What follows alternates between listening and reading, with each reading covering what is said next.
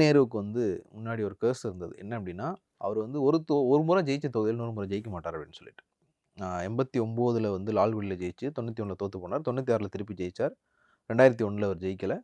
திருப்பி 2006ல திருச்சி 2 அந்த தொகுதி பேர் அப்போ. அதில ஜெயிச்சார். 2011ல திருச்சி மேற்கு தொகுதியில தோத்துட்டார். 2016ல திருச்சி மேற்கு தொகுதியில வெற்றி பெற்றப்போ 2021ல திமுகவினருக்கு வந்து இந்த அச்சம் வந்து லைட்டா இருந்தது.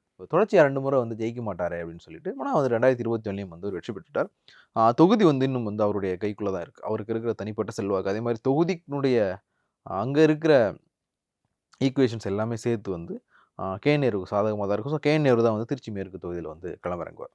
அதிமுக சார்பாக யாருக்கான வாய்ப்பு? அதிமுகல வந்து ஒரு 3 பேருடைய பேர் வந்து அடிபடுது. எப்படி வந்து கோயம்புத்தூர் வந்து அதிமுகவுக்கு ஒரு பெரிய ஸ்ட்ராங் ஹோல்டா இருக்கும். அங்க வந்து வேலுமணிய தாண்டி 2 கட்சியிலயும் சேர்த்தே வந்து பெருசா ஆள் இல்ல அப்படின்ற மாதிரி இருக்கும். அதே மாதிரியான ஒரு இடத்துல தான் வந்து திருச்சிய பொறுத்தவரைக்கும் நேரு இருக்கிறார். ஸோ அவருக்கு வந்து ஒரு வலுவான வேட்பாளர் வந்து எதிர் வேட்பாளர் வந்து இல்லாத ஒரு சூழல் தான் வந்து இருக்கு. ஒரு 3 பேருடைய பேர் வந்து அடிபடுது. செந்தில், முஸ்தபா, பாண்டி இவங்க 3 பேர்ல யாராவது ஒருத்தருக்கு வந்து வாய்ப்பு இருக்கலாம் அப்படின்னு சொல்றாங்க.